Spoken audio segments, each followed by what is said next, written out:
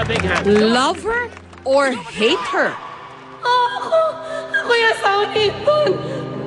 Si Chris ang tipo ng taong hinahangaan pero pwede ring kainisan. Alam niya ito pero hindi niya raw ito ikinapupuyat. Sinabi nila na ang isang Kris Aquino daw is very polarizing. You either adore her or you loathe her. And parang ako natatanggap ko naman yun kasi sa lahat naman ng sumikat sa bansa natin, sa lahat ng mga nag-attempt for any political office, may ganun talaga. You have to spark that fervor. Yung parang kailangan may opinion ng tao sa'yo. Kasi kung wala silang opinion, that means they don't care. Do you agonize? Pinag-iisipan mo ba yung, siguro yung iba o yung kalahati na ayaw sa'yo? Yung kalahati, mahal ka, pero yung kalahati Yung ayaw siguro, sa'yo. Jessica, kasi ang pagpapalaki ng mom talaga, may balancing factor sa buhay. Ang dad kasi everything was superlative.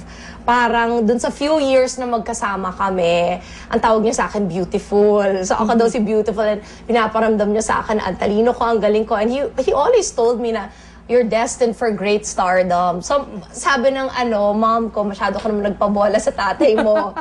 Hindi, ang mom made it a point talaga to expose me. Kasi nung nasa Malacanang kami, tapos may mababasa ko, umiiyak ako, sinabi ng mom, then this is not the job for you, Chris. Kung hindi mo kayang ibigay ang sarili mo sa lahat for you to be judged day in, day out, then choose a private profession. Huwag ka mag-artista. Meron mang mga hindi natutuwa kay Chris Aquino. Mukhang matagal pa siyang magiging bahagi ng pop culture. Nakakwenta!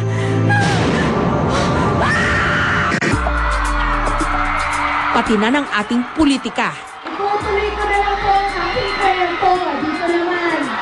Lalo pat sa panahon ng eleksyon, naghahalo ang politika at showbiz. Sumabak na si Chris sa kampanya ng kanyang kuya.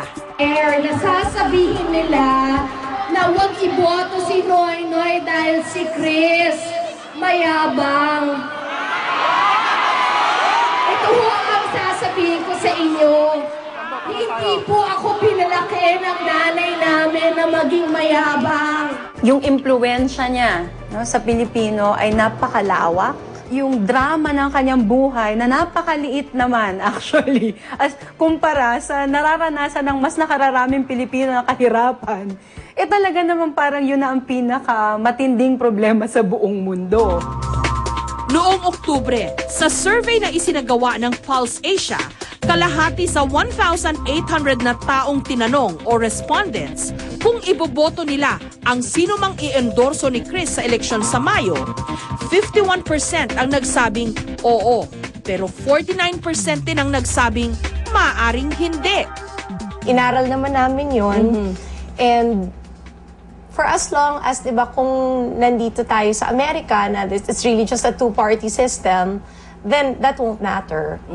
But in a field where there are 5 candidates na, 6, 7, ganun, pero yung 5 yung may ingay talaga, malaking bagay yon.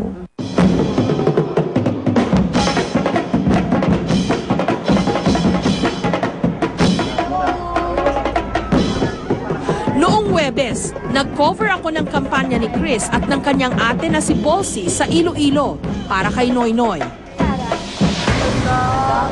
To hold his hand. Parang kailan lang, sakay din kami ng isang coaster para naman sa libing ng kanilang ina. Umiiyak ka pa ba? Oh yes. You cry most during happy times. Yun ang I think that's what mom's death has taught me na nung nanalo si James, cry ng cry ng cry na dapat sobrang happy ka, pero dun ko siya na-miss. Kasi dun mo mamimiss talaga na siya yung fan, siya yung tungtuwa sa basketball. Tapos kasi si Josh has lost close to 18 pounds na dun sa kanyang wellness na ginagawa. So ngayon na pumapayat na at kasi 5 inches na yung nabawas sa bewang, sabi ko rin, hindi rin nakita ng mom ito. Yung mga ganong okasyon. Samantala, hindi maikakaila ang kanyang star power na dinagdagan pa ng kanyang anak na si Baby James at ang kanyang kaibigan na si Claudine Barreto. Anong magiging papel mo kung manalo si Noynoy? kagaya nga nung sinabi ni ate, will still be his sisters. And Noy is not married.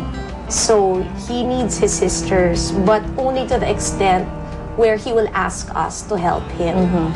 Kung anong gusto niyang gawin, gagawin namin. Ayoko na mabigyan ng dahilan ang mga kritiko kasi once you're president, you'll be criticized for everything.